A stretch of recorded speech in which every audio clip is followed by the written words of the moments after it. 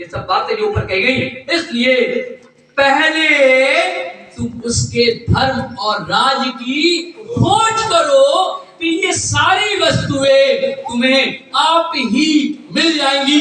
इसका मतलब ये दुनियावी की चीजों के लिए, रोटी कपड़ा मकान के लिए आपको बाइबल ये नहीं कहती है कि आप इसकी चिंता करें, आप इसके बारे में घुट-घुट मरे, आप इसी के लिए अपने जीवन को दुनिया में लगा दे। लेकिन बाइबल कहती है कि आप अपने जीवन से सर्वप्रथम जो कार्य करना है वो कार्य करिए कि पहले धर्म यानी कि परमेश्वर के धर्म और राज की खोज करो। और जब इस खोज में आप लग जाएंगे तो यकीनन सिर्फ बाइबल नहीं कहती, बल्कि मैं खुद उसका गवाह हूं, जो गवाही भी दूंगा कि यकीनन ये काम अगर अपनी जिंदगी से करते हैं तो आपको ये चीजें भी मिल जाएंगी।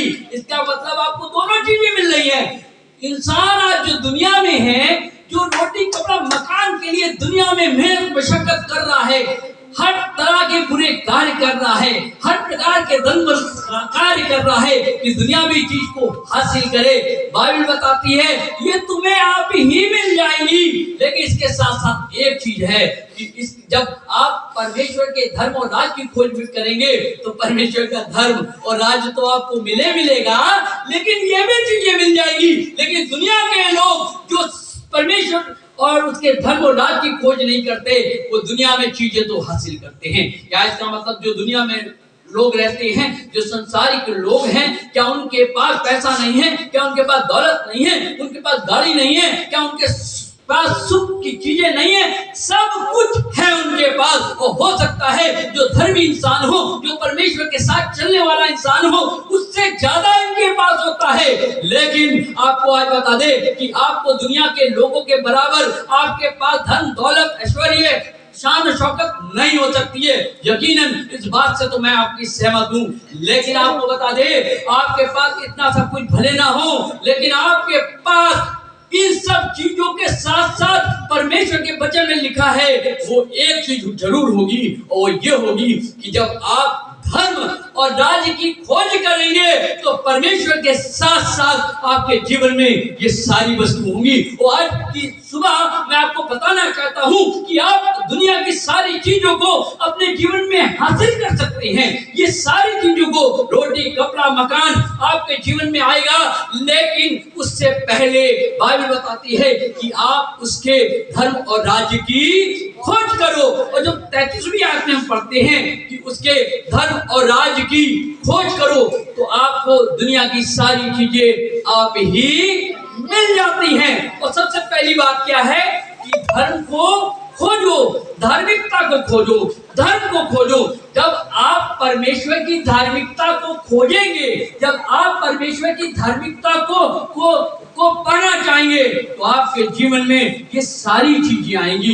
जिन चीज का जिक्र परमेश्वर के वचन में लिखा है, जिन चीज के बारे में पूरी दुनिया घूमती है कि ये चीजों को हासिल कर ले, आप परमेश्वर के धर्म और राज को खोजने के द्वारा इन चीजों को प्राप्त कर सकते हैं। तो अब बात होती है कि आखिर धर्म है क्या, धार्मिकता हमारी है क्या।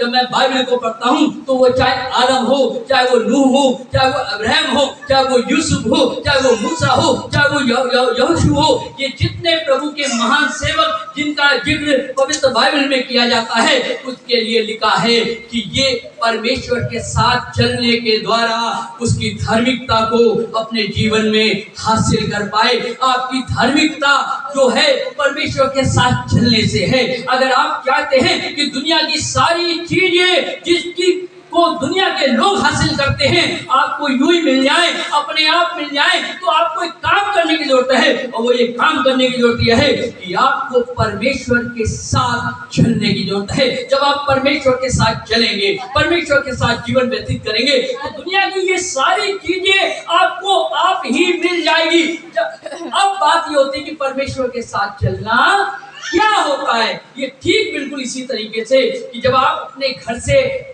बाहर निकलते हैं तो आप चाहे वो बाइक से हो, चाहे कार से हो, या किसी भी साधन हो, आप पैदल क्यों ना हो, तो जो रास्ता आपको साफ सुथरा सही दिखता है आप उस पर चलते हैं। सामने गड्ढा आता है आप उसको क्रॉस कर जाते हैं। आपके सामने गलत रास्ता आता है आप उस रास्ते को नजरअंदाज करते हैं। लेकिन एक सही मार्ग जो आपको मालूम है, जो आपकी दिशा है, जहां तक आपको पहुंचना है, उस दिशा में आप, चाहे वो पैदल हो, चाहे बाइक से हो, चाहे कार से हो, आप सही दिशा पे चलते हैं और उन गलत रास्तों पे, गड्ढे वाले रास्तों को अवॉइड करते छोड़ते हैं। हम एक अन्ना आदमी तक जो एक छड़ी लेकर दूर तक जाता है, वो भी आगे की छड़ी से जब चलता है तो चलता है, लेकिन उसको कुछ लगता है कि आगे खतरा है, वो अपनी राह को बदल लेता है क्योंकि जान लेता है कि आगे खतरा है, आगे सही राह नहीं है, ये मेरी मंजिल नहीं है। ठीक इसी तरीके से परमेश्वर के साथ जीवन व्यतीत करना ये होता है